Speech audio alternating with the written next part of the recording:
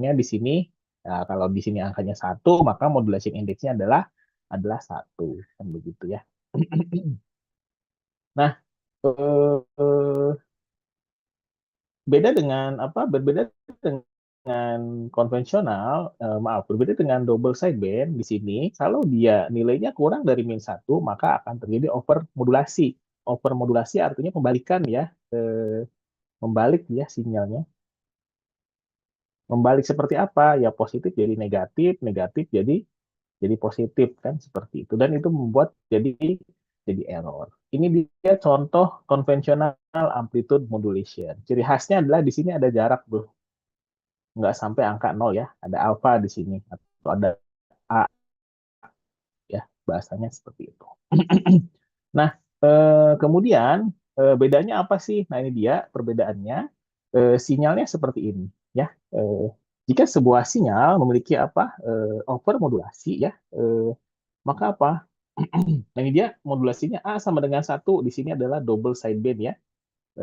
Double sideband SCAM. Ini adalah modulasi yang kemarin ya, seperti itu. Pada dasarnya dia adalah indeks modulasinya adalah 1. Ketika dia kurang dari 1 gitu ya, maka apa hasilnya seperti ini gitu kan. Nanti kita bisa juga tesnya kalau A-nya 0 bagaimana begitu kan. Kalau A-nya negatif bagaimana kan begitu kan. A-nya misalkan eh, kurang dari 0 gitu kan. 0 A gitu ya, seperti itu. Nah, itu kita akan coba. Nah, tapi pada dasarnya sinyal yang akan dikirimkan itu bentuknya seperti ini ya.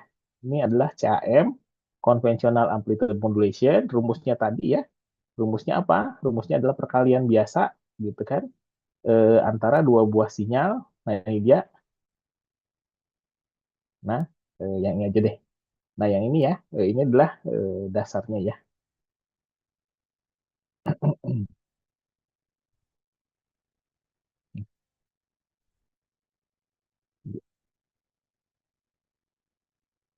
Oke. Nah, itu dia conventional amplitude modulation. Oke, saya lanjutkan.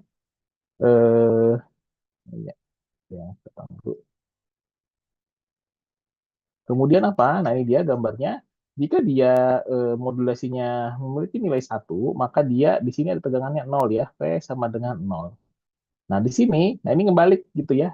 Dia dia tembus gitu kan. Nah, dia tembus ke sini, nah ini tembus ke atas. Jadi ini over modulasi ya. Over modulatif. Nah, kalau dia kurang dari -1 juga gimana? Nanti kita coba ya. Apa yang terjadi di MATLAB. Spektrum, spektrum rada pusing lah ya. Ini sebenarnya kita melihat spektrum kalau kita pernah belajar Fourier ya. Jadi bagaimana sinusoidal. Nah, sebagai contoh seperti ini.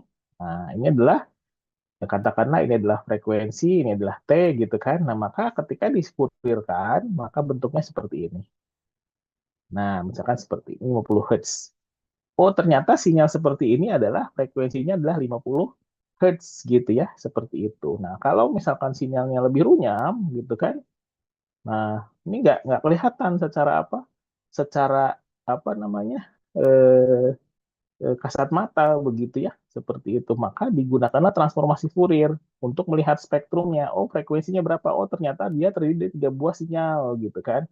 Oh, ternyata sinyalnya adalah 50, frekuensinya 100, dan misalkan 150. Power paling besar ada di 100. Nah, jadi spektrum itu bergunanya untuk melihat frekuensinya di mana. Yang dipergunakan apa? Yang dipergunakan adalah Fourier transform ya, begitu ya. Nah, ketika dia hanya satu, nah ternyata Fourier transformnya hanya satu, gitu ya. Jadi bandwidthnya hanya kalau kita katakanlah di sini adalah bandwidth sama dengan apa? Bandwidth sama dengan 5 kilohertz, maka kelihatan di sini bandwidth akan 5 kilohertz. Nah, ketika di demodulasi konvensional AM ternyata apa?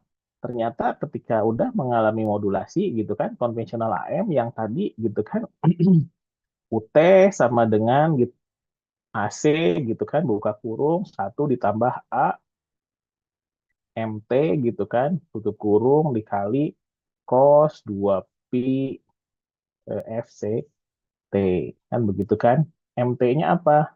MT sama dengan message-nya ya. Begitu ya. Seperti itu sama dengan AM apa cos 2pi FMT. Nah, ini dia seperti itu. UT itu yang mana? Nah, ini dia modulasi, ini adalah FC, ini adalah CT ya. CT langsung di sini. Di sini adalah message MT dan di sini adalah yang ke antena adalah UT. Nah, ini dia sinyal yang akan dikirimkan. Yang mana? Yang ini ya. Sinyal yang ke udara itu bentuknya seperti ini ya. Nah, ketika di Fourier transformkan, maka apa?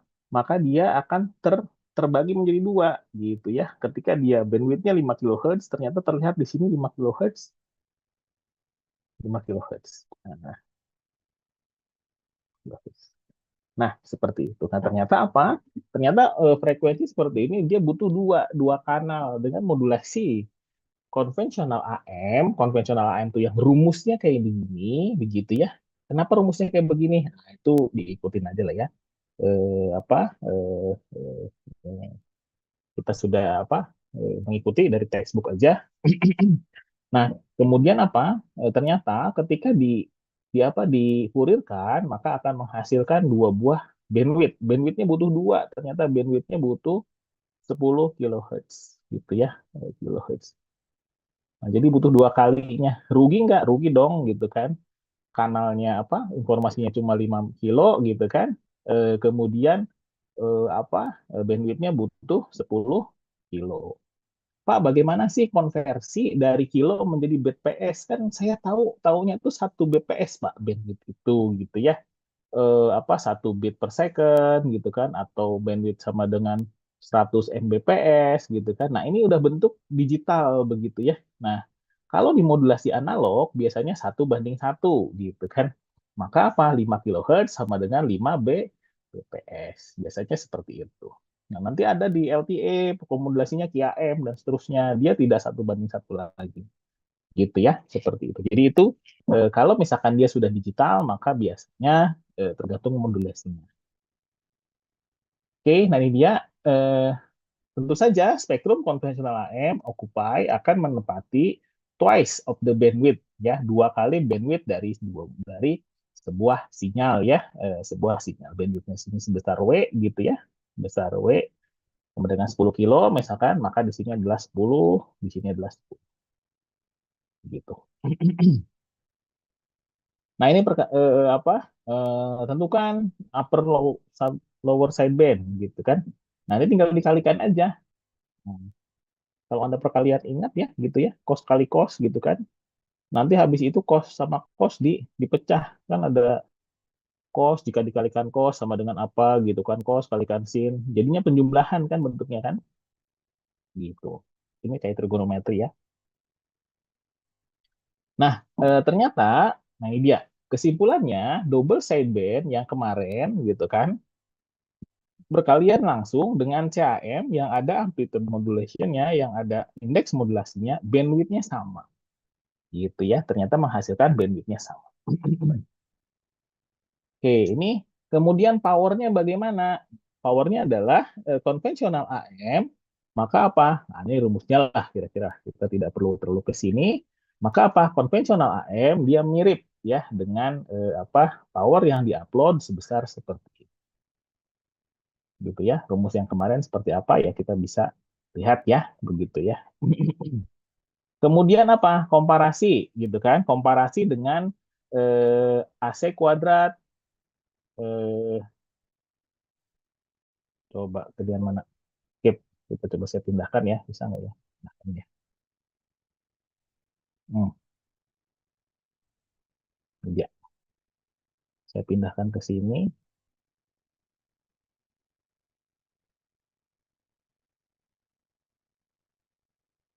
Ya.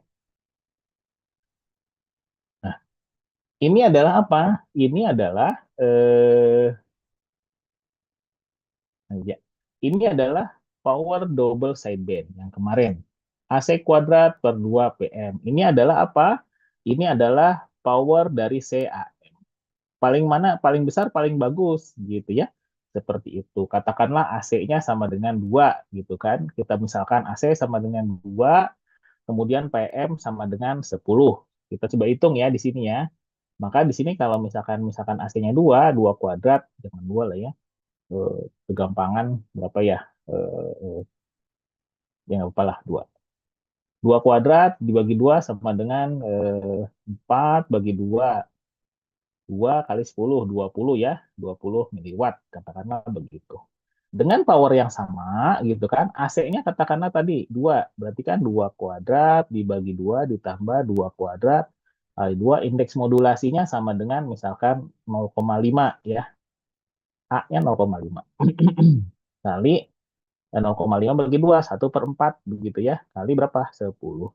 Sama dengan berapa ini? 4 bagi 2, 2 ditambah eh, ini 4 bagi 2, 2 dikali bagi 4 ya, bagi 4 kali 10 gitu kan, sama dengan 2 ditambah 20 bagi 4, 5 sama dengan 7 miliwatt. Nah, dari ini terlihat ya, ternyata double sideband memiliki apa? Memiliki power yang lebih besar gitu ya. Ternyata modulasi kemarin powernya lebih gede, maka lebih bagus ya, begitu. Itu contohnya. Nah, di sini akan ada indeks modulasi dan efisiensi, hubungannya seperti apa. Nah, ini dia jika dibandingkan dengan double sideband dan single sideband ya. Maaf, double sideband, double double sideband modulation ya. Di sini konvensional eh, AM modulation yang tadi ya. Comparison bandwidth dan power. Ini dia ya. Ini Haiger yang ini sebagai yang atas ya, gitu ya. Oke, lanjut. Eh, Bagaimana jika demodulasinya gitu kan? Didemodulasi maka akan menghasilkan seperti ini. Jadi ternyata ketika sinyal dibalikin, sinyalnya sinusoidal kan begitu kan, maunya kan seperti ini. Ternyata setelah didemodulasi bentuknya nggak begitu, bentuknya kayak kayak tangga gitu ya. Jadi masih masih ada apa? Masih ada jigjag-jigjagnya begitu ya, seperti itu ya. Padahal aslinya dia apa? Harusnya bentuknya seperti sinusoidal. Itulah kenapa kalau ditelepon gitu kan, apalagi teleponnya analog gitu kan, suaranya jadi beda gitu kan. Aslinya harusnya seperti ini. Harusnya yang biru ya. Ternyata setelah dimodulasi jadinya seperti ini gitu kan. Dia butuh respon yang apa namanya? Ripple ya begitu ya. Nah, tapi aslinya dia bentuknya seperti yang merah seperti ini. Gitu. Jadi ada perubahan ya, begitu ya. Oke, tidak membutuhkan sinkronus dan seterusnya. Ini dia sirkuitnya, tapi kita tidak masuk ke sirkuit ya. Jenis modulasinya dia cukup pakai dioda ya, dioda dan C ya. Di sini kan di sini ada R juga. Di sini adalah namanya rectifier ya. Nah, oke, itu kira-kira dari apa envelope detector dan seterusnya. Jadi banyak cara-caranya ya, envelope bisa lebih tajam gitu kan. Oh, cuma apa? Oh, cuma dia jadinya rapat banget. Nah, bisa juga lebih lebar ya, tergantung dari apa. Jika terlalu lebar, maka filter falls very rapidly dan seterusnya. Jadi masing-masing trade off ya. Kalau misalkan terlalu seperti ini, terlalu lebar, nah, nyampe sini ah, jatuhnya ke sini gitu ya, seperti itu ya. Sinyal ininya gimana? Nah, kalau terlalu sempit, ah, tajam banget gitu kan, tajam banget jadinya. Mana yang paling bagus? Ya silahkan di trade off gitu kan, dipilih dua-duanya gitu kan. Nah, kemudian bisa juga dengan rectifier pakai low pass filter seperti ini. Oke, jika under modulated sama over modulated, maka dapat envelope detector bisa digunakan, can be used ya. Nah, tapi jika dia apa namanya over modulated, maka akan terjadi perubahan sinyal ya, kebalik sinyalnya begitu. Oke, nah ini dia perbandingannya katanya XN apa murah ya, cheap lah ya, implementasi dan power efisiensi dan seterusnya. Oke. Jadi konsekuensinya walaupun powernya lebih rendah, tapi dia ternyata bikinnya lebih mudah. Kadang maka itu lebih dikorbankan ya, gitu ya, seperti itu. Oke, saya akan coba tunjukkan bagaimana sinyal dari apa? Dari konvensional AM. Ini perhatikan, ini dia MATLAB-nya ya, frekuensi message seperti ini, gitu kan? Perhatikan, ini ada dua buah frekuensi, misalkan ya, cos, gitu kan? Ini dia, ini adalah modulasi yang mana? Nah ini rumusnya nih, AC 1A cos B. Nah ini kan FM nih ya. Nah, ini AC, frekuensi message 2 jika diperlukan, gitu kan? Amplitude carrier, dan seterusnya. Cos, kita plot. Simpan dulu, kita plot. Alarmnya, ini dia. Nah, ini dia sinyalnya, ya, gitu ya. Maka apa? Ini adalah sinyal-sinyal dari amplitude modulation konvensional, gitu kan. Nah, di sini ada A nih ya. Ada A, A-nya kita ganti. A-nya minus 0,5 jadi 0,5. Mana? Nah, geser doang ya, shifting ya. Nah, apabila A-nya saya ganti menjadi angka 1, gimana yang terjadi? Nah, maka dia akan nol ya. Seperti yang tadi, apa, sinyalnya akan nol di sini, bisa nol ya, begitu ya. Nah, ini sinyalnya bisa bisa nol di sini nih. Mana sih? Nah, nah, ini nol ya. Nah, apabila A-nya A-nya misalkan 0,75, maka dia akan kelihatan. Nah, ini dia. Ya, kelihatan ya. Nah, misalkan seperti ini, maka kelihatan. Jadi makin, nah, kalau A-nya nol gimana, Pak? Kalau A-nya nol dia lurus kayaknya. Coba lihat. Nah, kan bener ya? A-nya nol lurus. Nah, A-nya 1 dia mirip dengan apa namanya? Eh, double segment, nol ya. Nah, kalau dia 1,1, perhatikan, ini tadi katakannya apa? Jika dia lebih dari 1, maka akan terjadi overmodulasi. Kan begitu tuh. Maka, mana dia? Saya coba running. Nih, saya buat 1,1. Run. Nggak kelihatan ya, masih ya. 1,5 lah langsung. Nah, sinyalnya jadi balik ya. Sinyalnya balik gitu kan. Ini harusnya ke bawah jadi ke atas jadi ke bawah begitu kan. Ini nggak jelas gitu kan. Jadi ada distorsi di sana. Begitupun jika minus minus 0,9 deh. Apa yang terjadi? Oh, di running, maka seperti ini masih kelihatan, masih boleh ya. Minus 1, maka dia akan jadi 0 lagi. Nah, kalau minus 1,5 misalkan, maka dia akan kebalik juga. Tuh. Nah, ini sinyalnya, ini adalah sinyal yang overmodulasi. Ini dia harusnya fasenya negatif, ada di atas harusnya, tapi kan kebalik ya, bablas gitu ya, seperti itu. Spektrumnya bagaimana? Mudah-mudahan di sini jalan ya spektrumnya. Kita lihat. Nah, ini ada dia ada dua ya, berarti ya. Ini ada lower side band, di sini ada upper side band kan, begitu kan? Maka akan ada dua buah spektrumnya ya, tersplit jadi dua, gitu kan? Seperti itu. Oke. Eh, itu saja dari saya, kira-kira seperti itu untuk hari ini modulasi konvensional amplitude modulation. Ada yang ditanyakan?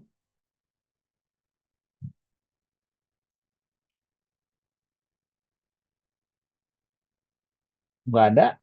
Ya, Tidak ada, silakan Iqbal. tidak ada Halo, Pak, tidak ada.